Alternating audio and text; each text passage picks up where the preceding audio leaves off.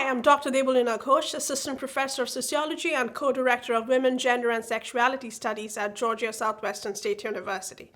Today, I'll discuss what is meant by the culture of poverty. Culture of poverty refers to the belief that poor communities develop deep-rooted cultural attitudes of resignation and fatalism which lead them to accept their fate instead of attempting to improve their situation. This term was coined by American anthropologist Oscar Lewis after he studied poor Hispanics in Mexico and the United States. According to him, because of being excluded from the mainstream, these poor Hispanics developed a way of life that was qualitatively very different from that of middle-class groups, and served as a coping mechanism against stressful circumstances that came with extreme poverty. According to Lewis, the culture of poverty also emphasizes immediate gratification, thus making it difficult for poor people to plan or save for the future or to join trade unions or community groups that could help them get out of their situation and make it better. He argued that once a culture is formed, it gets passed on from one generation to the next, thus making it absolutely impossible for families trapped in poverty to escape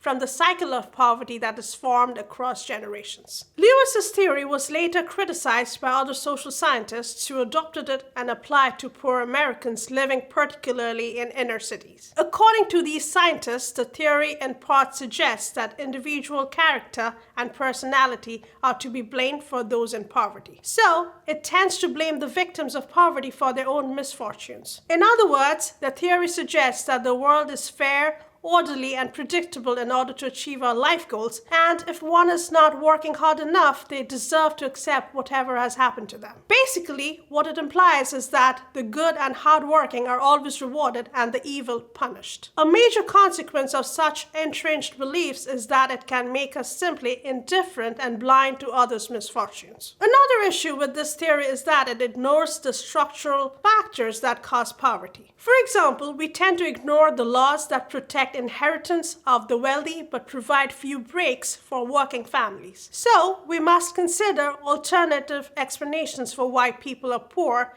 and conceptualize extreme wealth as a social problem in juxtaposition to extreme poverty. Thanks for watching this video. Please like and share it and subscribe to the Sociology Professor channel.